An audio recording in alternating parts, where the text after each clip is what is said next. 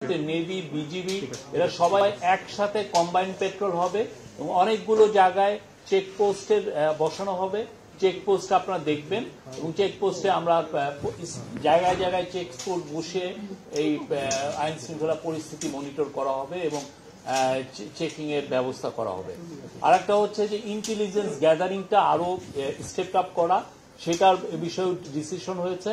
আমাদের যারা intelligence wing আছে, ইন্টেলিজেন্স এজেন্সি আছে, তারা তাদের মতো করে প্রচুর ইন্টেলিজেন্স গ্যাদারিংটা আরো বাড়াবেন এবং সেই অনুযায়ী আমরা অ্যাকশনে যাব। আর লাস্ট যেটা হচ্ছে যে আপনারা জানেন যে ঢাকা খুব কনজেশন, মানে খুব জ্যাম প্রবণ সিটি। সেই জন্য যেটা হচ্ছে যে অনেক ক্ষেত্রে একটা জায়গায় একটা আইন শৃঙ্খলা পরিস্থিতির একটা ঘটনা ঘটেছে, তো সেই জায়গায় যেতে যেতে অনেক সময় দেরি হয়। তো সেইটার আলোকে আইন শৃঙ্খলা বাহিনীগুলোকে প্রচুর মোটর সাইকেল দেওয়ার সিদ্ধান্ত হয়েছে। খুব দ্রুত মোটর সাইকেলগুলো পারচেজ করা হবে, যাতে দুইজনে খুব দ্রুত মোটর সাইকেল করে ওইটা জায়গায় খুব দ্রুত ওইখানে যেতে পারেন। এটা পুলিশের ক্ষেত্রে আপাতত অ্যাকশন নেওয়া হচ্ছে এবং খুব দ্রুত আরো অ্যাকশন নেওয়া হবে এবং অন্যান্য যারা আইন শৃঙ্খলা বাহিনী, যারা আইন শৃঙ্খলার কাজে নিয়োজিত, তাদের জন্য আরো কিছু মোটরসাইকেল 50-50 করে নেওয়া হবে। হ্যালো,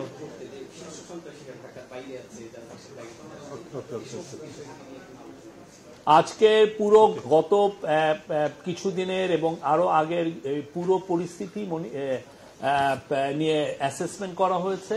এটা সবাই ছিলেন, আপনি জানেন এখানে সমস্ত ল এনফোর্সিং এজেন্সি সবাই ছিলেন। এখানে পুলিশ ছিলেন, এখানে র্যাব ছিলেন, এখানে নেভি ছিলেন, মিলিটারি আর্মি ছিলেন, বিজিবি ছিলেন, কোস্টগার্ড ছিলেন, সবাই ছিলেন এবং এখানে অন্যান্য আমাদের যারা ইন্টেলিজেন্স এজেন্সি আছে তারা ছিলেন। তো সবাই মিলে এটা একটা অনেকগুলো ডিসিশন এসছে। আমি এইগুলোর মেজরগুলো আপনাদেরকে বললাম।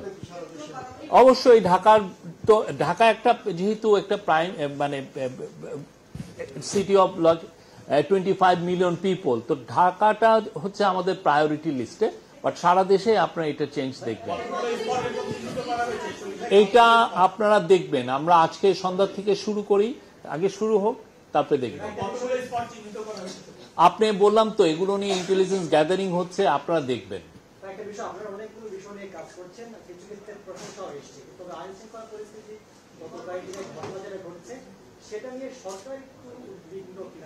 সরকার তো আইন শৃঙ্খলা পরিস্থিতি সিরিয়াসলি নিচ্ছে বলেই তো আজকের মিটিংটা হয়েছে।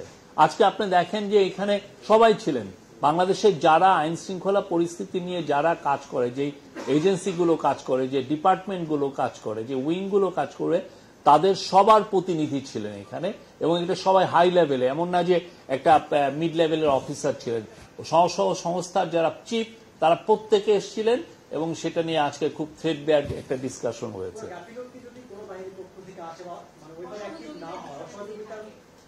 আমরা কোনো এই বিষয়ে আমরা অসহযোগিতা দেখছি না। আমরা চাই আপনাদেরকে মানে বাংলাদেশের আইন শৃঙ্খলা পরিস্থিতি যত দ্রুত সম্ভব ইমপ্রুভ করা, যাতে মানুষজন, কেননা মানুষের জানমালের নিরাপত্তার দায়িত্ব হচ্ছে গভর্নমেন্টের, আমরা এই কাজটা সুচারুরূপে করতে চাই।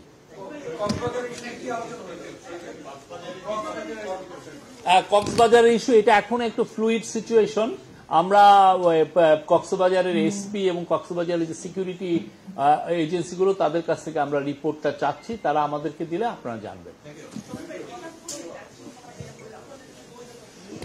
হঠাৎ করে আমরা বলছি তো আমরা এটার জন্য ইন্টেলিজেন্স গ্যাদার করছি, এই জন্য আজকে ইন্টেলিজেন্স এজেন্সির প্রতিনিধিগুলোও ছিলেন, তারা এটা পুরোপুরি আরো আমাদেরকে আরো ইন্টেন্সিভ রিপোর্ট দিবেন। আপনারা এক্সটেন্সিভলি আমরা এগুলো মনিটর করছি এবং আপনারা আমরা আশা করি দৃশ্যমান ইমপ্রুভমেন্ট খুব দ্রুত দেখবেন।